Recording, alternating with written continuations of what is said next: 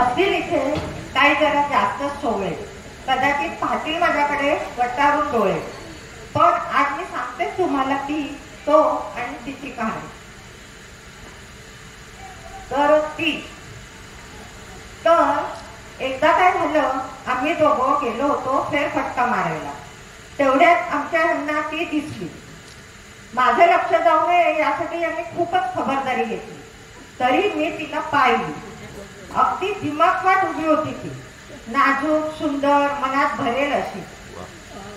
त्याच्या मनातलं म्हणून आता त्या रस्त्यावरून जाताना रोजच ती दिसू लागली. मान वळवून वळवून बघत राहावी अशीच होती ती. वाटत होतं जवळ जाऊन करावी तिची विचारपूस, हात लावून बघावा असंही वाटलं, पण होत नव्हती हिंमत. असे बरेच दिवस गेले. मग एक दिवस बायको बरोबर नसताना गोळा केली मी हिंमत. म्हटलं बघूया तरी, पटली तर पटली. आणि केलीच असतेली तिची चौकशी. जरा जास्त शिस्त वाटली ती. बायकोचा चेहरा डोळ्यासमोर आला. तशी साधी गोळीच आहे हो माझी बायको. कधी कसला हट्ट नाही की मागणी नाही. मनात विचार केला, हिला घरी घेऊन गेलो तर पटेल का बायकोला, आवडेल का तिला, की नाराज होईल ती. मनाची जुळवाजुळव केली आणि विचार पक्का करून केलं गोळाधोळी. देऊन गेलो घर तिला. आता तिचं मनोगत. ह्यांनी तिला मोठ्या आत्मविश्वासाने माझ्या समोर आणलं. मी म्हटलं अहो काय हे, या वयात ही अशी. तो म्हणतो वयाचं काही नसतं ग, मन तरुण असावं लागतं माणसाचं. ह्यांनी तिला प्रेमाने माझ्याजवळ सोपवलं. ती मला बिलगली. मी तिला प्रेमाने जवळ घेतलं. अहो मी अगदी मोहरून गेले. मी तिला आपलं म्हटलेलं पाहून आमचे हे सुद्धा खूप खुश झाले. आमच्या प्रेमाचा त्रिकोणच तयार झाला. ओळखलात ना तुम्ही आम्हा दोघांमध्ये तिसरी आलेली तरी मला प्रिय झालेली कोण असेल ती? अहो माझ्या वाढदिवसाला आमच्या ह्यांनी मला प्रेमाने दिलेली तलम मऊ मुलायम रेशमी साडी होती. मिसळ भाषा हा जो लेख आहे तो त्याने मला सांगितलं की हे तू नाट्यवाचन म्हणजे हे वाचन करशील का अभिवाचन. मी होकार दिला. आता मी वाचायला सुरुवात करते. क्या भैया तुम्हाला दूध, सकाळी सकाळी श्रीपाद दूध देणाऱ्या भैयाला वैतागून म्हणाली. क्यों क्या हुआ, भैयाने विचारले. अरे कल पाहुणे आए थे, मैंने चाय बनाई, उनके लिए एकदम करड़ी हो गई और मेरा मुंह उनके सामने काला पड़ गया. क्या दूध है भैया, निव्वळ पांढरा पाणी. ती मराठी मिश्रित हिंदीत स्पष्टीकरण देत म्हणाली. चाय बनाई, करडी हो गई. तो देत असलेल्या दुधामुळे चहाचे रूपांतर करडी नावाच्या पदार्थात झाले त्याचे त्याला आश्चर्य वाटत होते. करडा हा रंग असतो हे त्याच्या गावीही नव्हते. उसमें क्या परेशानी है, चाय की करडी तो बन गई ना, वो उनको खिलानी थी. असं फुटफुटत भैया निघूनही गेला. सध्या जागतिकीकरणाचे युग आहे, पण त्याआधी पूर्वीपेक्षा जास्त वेगाने भारतीयकरण होत असल्यामुळे भाषांचे हे असे सतत गोंधळ होत असतात. अनेक शब्दांची एका भाषेमधून दुसऱ्या भाषेकडे फेकाफेक होते. हे शब्द त्या त्या भाषांमध्ये अलगटपणे गिरतात आणि मागाहून त्या भाषेतील वाक्यांमधून झिरपतात. मागे एकदा मॅडम भात झाला असं म्हणत एक इलेक्ट्रिशियन आमच्या घरी आला. अहो झालं तरी काय, मी त्याला बसून घे पाणी देऊन घाबरून विचारलं. मला वाटलं फ्यूज दुरुस्ती करता करता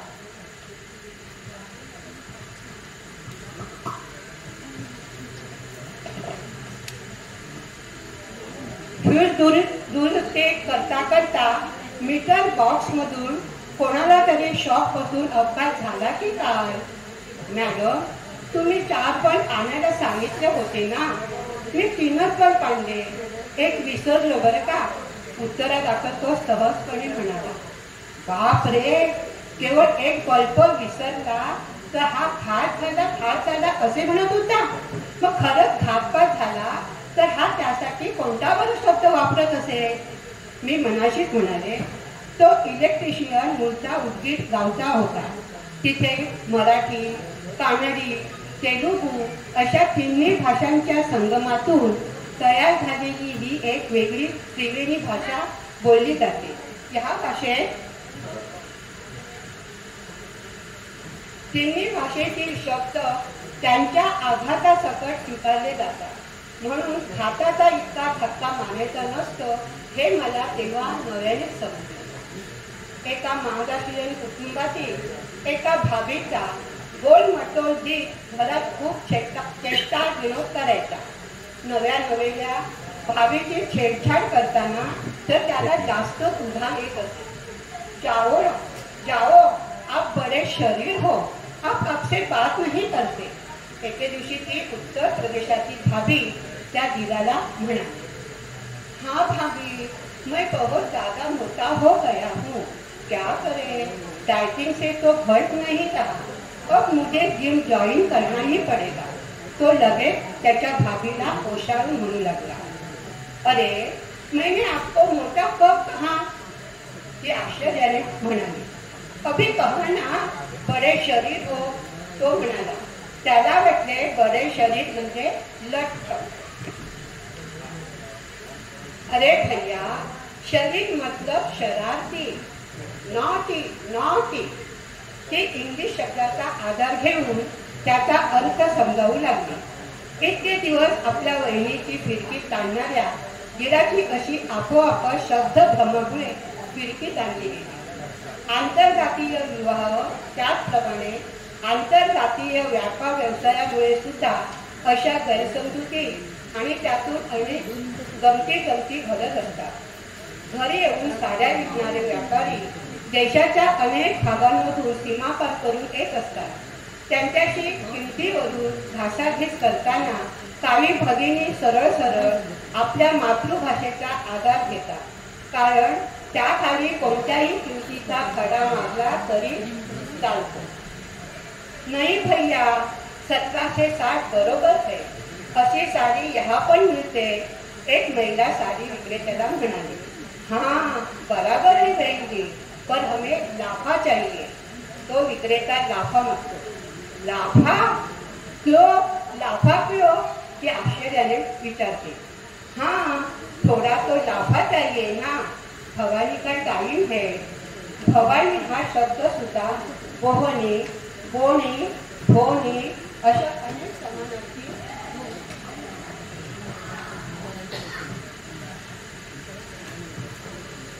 अनेक समानार्थी शब्दांनी वापरला जातो. तो निश्चित काय आहे हे आजवर कुणाला समजलेलं नाही. भवानी के टाइम लाफा, ती महिला घाबरून विचारते. भवानीच्या वेळेला विक्रेते पैसे हातात पडल्यावर सामानाला लावतात, डोक्याला लावतात आणि मग कोठालाही लावतात आणि नंतरच खिशात ठेवतात हे माहीत होते. पण भवानी के टाइम लाफा, हाँ लाफा चाहिए, तोही परत सहजपणे. अरे भवानी के टाइम में लाफा हे क्या प्रथा है, पर तुम छापड़ मागोगे, पैसे देंगे हम. शेवटी ती नकाते. नहीं नहीं, लाफा लाफा, प्रॉफिट प्रॉफिट. पुन्हा कॉमन इंग्लिश शब्दाचा आधार ते तो सांगू लागतो. अच्छा, लाफा म्हणजे नफा होय. पुन्हा कॉमन इंग्लिश शब्दाचा, अच्छा लाफा म्हणजे नफा होय. ती हसत हसत म्हणाली, लाफा तर सगळे विक्रेते घेतात ग्राहकांकडून. आजकाल हिंदी गाण्यांमध्ये इंग्रजी बरोबरच मराठी, पंजाबी, गुजराती इत्यादी भाषांमध्ये शब्द किंवा वाक्य वापरायची चाल आली. एक दिन न होता बेचारा, कदम न होते आवारा. हे जुनं गाणं एकदा रेडिओ मिरचीवर लागलं होतं. ते ऐकून माझा चौथीतला भागा म्हणाला, मावशी ते बघ ना, गाण्यात शेजारच्या कदम काकांना आवारा म्हणताय.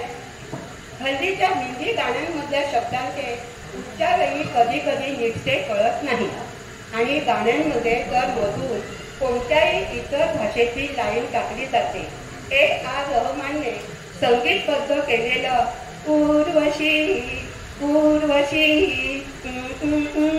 बावशी, हे गाणं मी स्वतःपूर्वी उर्वशी उर्वशी किरकिरीशी झाली, उर्वशी उर्वशी किरकिरीशी झालीसी असंच म्हणायचे. थोड्या दिवसानंतर मला कळले की ते वाक्य किरकिरीशी झालीसी असं नसून Urvashi Urvashi take it easy policy, take it easy policy असं आहे. बोलताना इंग्लिश शब्द वाक्य करत राहणं हा तर अनेकांचा छंद असतो. मग अर्थाचा अनर्थ झाला तरी चालेल.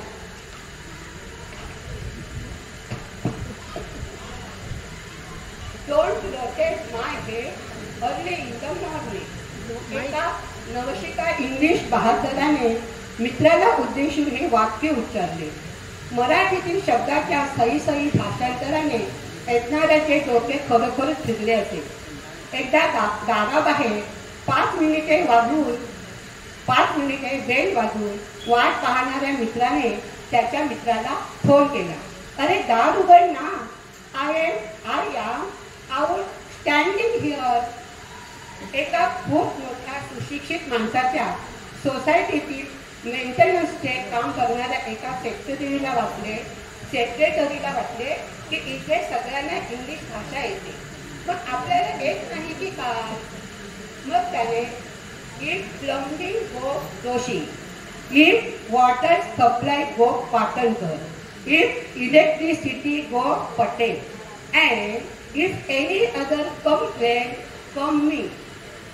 अशा प्रकारची वाक्य सर्क्युलरमध्ये टाकून अनेकांना कळवलं होतं. नवशिके हौशे गौशे सोडा. एकदा एका प्राध्यापकाने तर कहरच केला. तास चालू असताना yesterday I have seen you in the cinema theater with my wife. Can't you understand? Exams are on the head. असे म्हणून एका विद्यार्थ्याला फटकावले. सरांच्या पत्नी बरोबर मी कोणता सिनेमा आणि कधी पाहिला हे त्याला स्मरणशक्तीला ताण देऊन पाहिले तरी आठवेना. गरीब बिचारा. मिसळ ही अशी चटकदार आणि कपटीदारच लागते, मग ती पदार्थाची असो अथवा भाषेची असो. आणि मी लिहिलेला आहे. आणि प्रदीप कलंडकरांचे बायको मिस्टर यांनी आम्हाला रचनी विनंती, त्यांनी मला मदत केली. त्या आमच्या बाई होत्या क्वालिटी ऑफिसरला. अगं शुभदा, उद्या येतेस ना माझ्या बरोबर दूरदर्शनवर? काय पाठ झालं? झालंय ग, आता प्रॅक्टिसच करणार आहे मी. साडी ना ठरली बरं का, उद्या भेटू. फोन झाला बाई, चलाय प्रॅक्टिस करूया. कॅमेरा कुठून असेल बरं? इथून? बापरे नको बाई. नमस्कार मंडळी. माणसाच्या जीवनात जसे मान सन्मानाचे आणि यशाचे प्रसंग येतात ना, तसे फजितीचेही येतात. मग असं म्हणतात, मान सांगावा जनात आणि अपमान सांगावा मनात. पण मंडळी, आज मी मान नव्हे, माझी फजिती. भीती वाटते. कशाला? मी माझी फजिती ह्या कार्यक्रमात विनोदी पद्धतीने अगदी मनमोकळेपणाने तुम्हाला सांगणारे बरं का. स्त्री हा विनोदाचा विषय नेहमीच होते, पण स्त्रीला विनोद बुद्धी मात्र नसते असा एक गैरसमज स्थूलमानाने दिसतो. तो गैरसमज आज मी माझ्या अनुभवाचे सच्चे बोल ऐकवून दूर करणार आहे. काम तयार आहेत ना तुमचे? अहो, कुणाचे सत्याचे प्रयोग, कुणाचे नाटकाचे प्रयोग, तर कोणाचे विज्ञानातले. मी मात्र काही निष्कर्ष काढले आहेत ते माझ्या बारीक होण्याच्या प्रयोगात. व्यायाम. अहो, जो तो उठतो तो व्यायामाचे फायदे माणसाच्या गळी उतरवण्याचा प्रयत्न करतो. या प्रयोगात मी माझी मान लचकणे, घोटे मुरगळणे, कंबर धरणे एवढी आसनं पदरात पाडून घेतली. आमच्या शेजारच्या शांतीबाई छाती ठोकपणे म्हणाल्या, पाहिली बर गहुदार जात्यावर पोळी सारखं पातळ पोट होईल तुमचं. एका जात्यानं आमच्या घरात मुक्काम ठोकला. पण कसं काय, जात्याची घरघर खुंटी धरून धरून किंवा सारखा उपटला जाणारा सोलवटलेले हात एवढं छाती लागलं. कंबर वाकवून 2 तास धुणं धुवा म्हणजे पतली कमर होते. तोही प्रयोग केला. दुसऱ्या दिवशी हे माझ्या अंगावर फेकसले. अगं तुझ्या विठीने कपडे न धुताच घातले का दांडीवर? चांगली तंबीर आहे तिला. केर काढण्याचा व्यायाम चांगला का फर्निचर हलवण्याचा हे ठरवताच येत नाहीये. काय करणार, आमचं घर जेव्हा पाहावं तेव्हा गोडाऊन सारखं दिसायला लागलं. शेवटी पहाटे फिरायला जायचं ठरवलं. अर्थात आमच्या हितचिंतकाच्या सल्ल्यावरूनच. मनाशी मोठ्या रम्य कल्पना होत्या. पहाटेचं गार गुलाबी वारं, झुंजू मंजू होणाऱ्या दिशा, पक्ष्यांची किलबिल वगैरे वगैरे. पहिल्या 2-3 दिवसात गजर लावून बाहेर फिरण्यात निघाले मी. आमच्यासारखी बरीच मंडळी देताना दिसली. पण जर बारकाईने पाहिलं तर हायवेच्या दिशेने सुजाण प्रेक्षक तुम्ही कळत असेल तुम्हाला. मग कुत्री 4-5 कुत्री एका एके जमिनीत उगवल्यासारखी उगवायची. मग 3 दिवस रपेटून धावण्याचा व्यायाम झाला फक्त मला.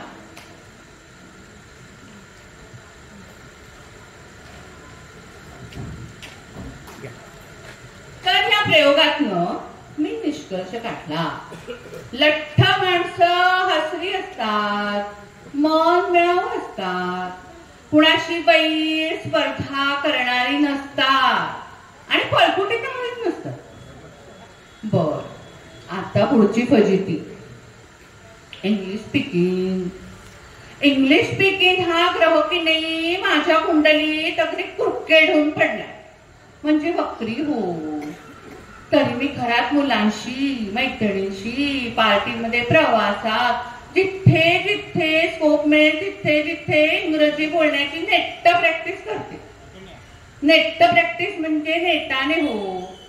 अहो, खुद्द इंग्रजांनी या देशाची जेवढी दुर्दशा केली नसेल तेवढा छळ त्यांच्या भाषेने माझा केलाय.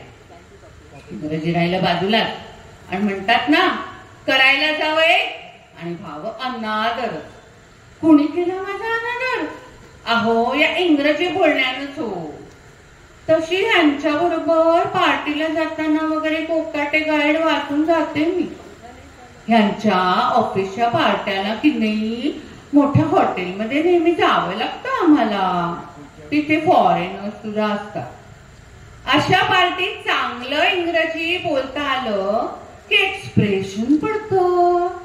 पण नुसतं तुम्हाला सांगते, मागच्या महिन्यातल्या पार्टीनंतर मी अगदी इंग्रजी बोलण्याचं लेसन शिकले. काय झालं, अहो पार्टीला जाताना हॉटेलच्या दारातच इंग्रजीचे धक्के खावे लागले. दारावर लिहिलं होतं पुश आणि पुल. पुल आणि पुश लिहिलेलं असलं की नेहमी गोंधळते. हे दार ढकलायचं सोडायचं. या गोंधळात मी पडलेली असताना आतून धाडकन दार ढकलून कोणतरी बाहेर आलं आणि मी त्या धक्क्यातनं सावरत असताना सॉरी सॉरी पाडन पाडन म्हणून निघून गेलो. बर, पार्टीला येणाऱ्या बायका नट्टेपट्टी करत बसतात आणि मग खूप उशिरा येतात. मी तर काही अगदी फेड आउट झाली. असं अगदी कंटाळून मी माझ्या शेजारीला म्हटलं तर माझ्याकडे चमत्कारिक नजरेनं पाहत माझ्याजवळ उठूनच गेली. मग काय काय म्हणता, मला फेडअप म्हणायला हवं होतं. तेच ते हो होतं कधी कधी. काही बायका असतात अशा वेळेला मी पार्टीत ना ह्यांच्या बरोबर फिरते. तशी गेले तर काही पुरुषच. इंग्रजी सुद्धा किती विचित्र. मला पाहून यांचे एक मित्र बॅनर्जी ते म्हणाले, भाभीजी यू लुक प्रॉस्परस. ते गेल्यावर मी यांना हळूच म्हटलं, मी प्रॉस्परस वगैरे कशी दिसते हो? तुम्हाला काही पगारवाढ वगैरे झालीये का? त्याने मला तपटावलं आणि गप्प केलं. मी म्हटलं, चला आपण आपल्या या मंडळीत इंग्रजी बोलणं ऐकावं आणि शिकावं. कसं काय शिकणार? गप्पा. सगळे काय उलट सुलटच बोलत होते. एकदा फॅलिसिटी, तर एकदा फॅसिलिटी, एकदा इन्सेंटिव्ह, तर एकदा इंटेन्सिव्ह. तर हा बॉसच्या गुड बुक्स मध्ये, तर हा बॉसच्या बॅड बुक्स मध्ये. कॉम्प्युटर बद्दल बोलता बोलता व्हायरस करत सुटले. मला तर बाई काही लिंकच लागेना. शेवटी तर अगदी अल्टिमेटम झाला, म्हणजे कव्हर झाला. मी म्हणून त्यांना म्हटलं, रेनिंग कॅट्स अँड डॉग्स म्हणजे काय हो? मुसळधार पाऊस. म्हटल्यावर मी जेवणाची प्लेट घ्यायला गेली. तिथे एक लाल गुंड फॉरेनर बाई प्लेट घेतलेली होती. मला पाहून कसनुचं हसत म्हणाले, हॉट हॉट. मग काय तिच्याशी गप्पा मारण्याची मला चांगली संधी साधून आली, आणि ती इंग्रजीतून. शिवाय मगाचे ते कॅट्स अँड डॉग्स होतेच ना माझ्या मदतीला. Then I started in English, you know. Yes. India is a very hot country. You should brought your umbrella. ती थोडीशी दचकली. मग मी न डगमगता माझं इंग्रजी पुढे चालूच ठेवलं. मी म्हटलं, but you never know. Suddenly it may start raining cats and dogs. हे ऐकून तिच्या प्लेट मधले पदार्थ टाकून ती जी पसार झाली. ती पार्टीत नंतर दिसलीच नाही. आणि घरी आल्यावर मला यांची आंबट तुरट सगळी बोलणी ऐकावी लागली. शेवटी मी हात टेकले या इंग्रजी भाषेपुढे. ऐकलेत ना माझे किस्से फजितीचे? अजून आहेत बर का, पण ते दूरदर्शननी पुन्हा संधी दिली तर ऐकवीन. नमस्कार. आता कोणाचा फोन? हो, मी अनघा जोशीच बोलते. मेळेवर? हो, तयारी अगदी झाली माझी. काय म्हणता? ऐकू? हा ऐकते ना. काय उद्या शूटिंग नाहीये आणि परत तेव्हा ते सांगू शकत नाही. ठीक आहे, बेटर लक नेक्स्ट टाइम. नमस्कार. पण तरी पण हे एक पत्र आहे आणि ते वाचून दाखवणारी त्या पत्राची गंमत काय आहे बघा. मजेशीर पत्र आहे. प्रिय प्राणनाथ, तुमची आठवण येते. माझ्या मैत्रिणीला काल मुलगा झाला. आजीला दम्याचा त्रास होतो. कुत्रीला आज 4 पिलं झाली. मामाला दाढी करताना ब्लेड लागली.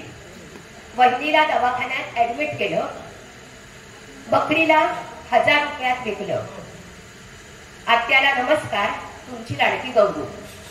आता या गंगूला, म्हणजे चंदूची बायको ही जी गंगू आहे, तिचं थोडं मराठी कच्चं होतं.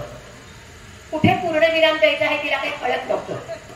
त्यामुळे तिने चंदूला पत्र लिहिलं आणि शेवटी पूर्णविराम देऊन टाकला. पत्र असं आहे. प्रिय प्राणनाथ, तुमची आठवण येते माझ्या मैत्रिणीला. काल मुलगा झाला आजीला. दम्याचा त्रास होतो कुत्रीला. आज 4 पिले झाली मामाला. दाढी करताना ब्लेड लागली वहिनीला. दवाखान्यात ऍडमिट केले बकरीला. 1000 रुपयात विकले आत्याला. नमस्कार, तुमची लाडकी गंगू. एक पत्राचा नमुना. आणि आता एक कविता आहे, याने आपण कार्यक्रमाचा शेवट करणार आहोत. कवितेचे नाव आहे बायका बोलतात.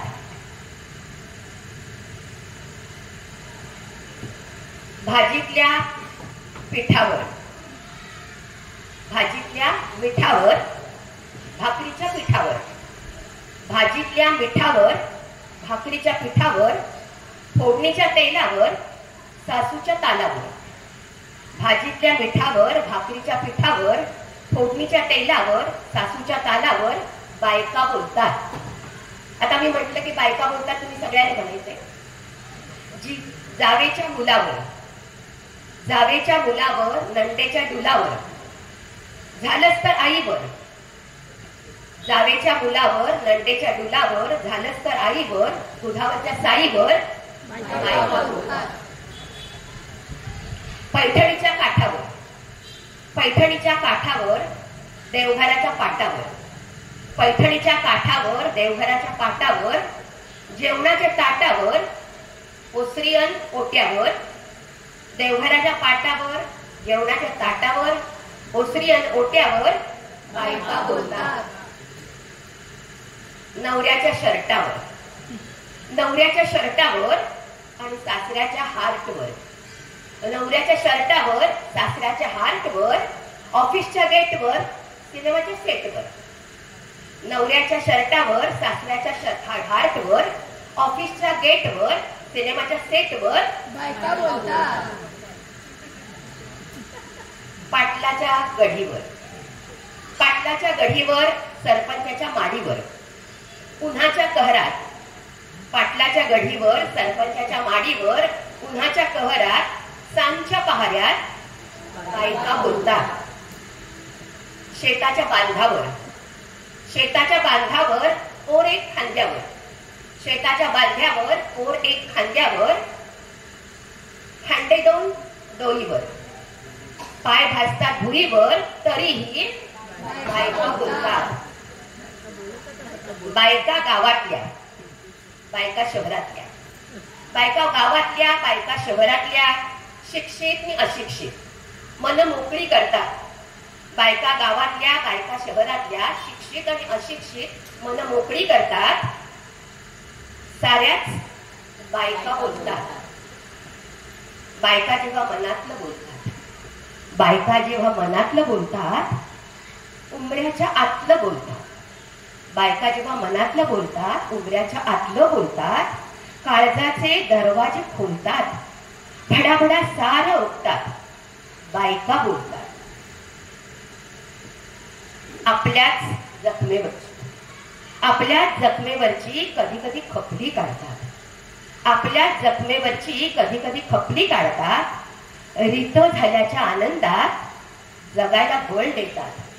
आपल्याच जखमेवरची कधी कधी खपली काढतात. रित झाल्याच्या आनंदात जगाला बळ देतात आणि बायका बोलतात.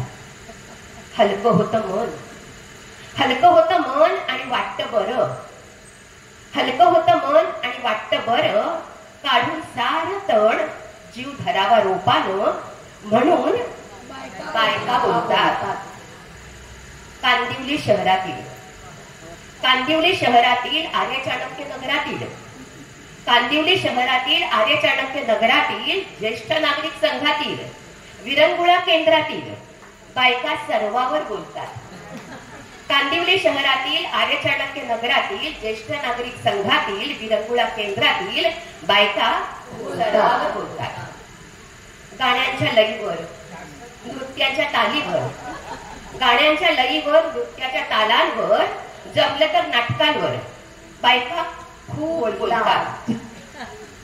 रामदासांच्या दासबोधावर, रामदासांच्या दासबोधावर, दासबोधातील 9 भक्तींवर, रामदासांच्या दासबोधावर, दासबोधातील 9 भक्तींवर, वेगवेगळ्या संतांवर, जमलं तर देवांवर आमच्या बायका बोलतात. वेगवेगळ्या योगासनांवर, वेगवेगळ्या योगासनांवर, निरनिराळ्या कोड्यांवर, वेगवेगळ्या योगासनांवर, निरनिराळ्या कोड्यांवर, कार्यक्रमातील फोटोंवर, उत्स्फूर्त विषयावर. बघा, वेगवेगळ्या योगासनांवर, निरनिराळ्या कोड्यांवर, कार्यक्रमातील फोटोंवर, उत्स्फूर्त विषयांवर आणि हो, महिला दिनावर आमच्या बायका खूप बोलतात. आमच्या बायका खूप बोलतात. बायका बोलतात.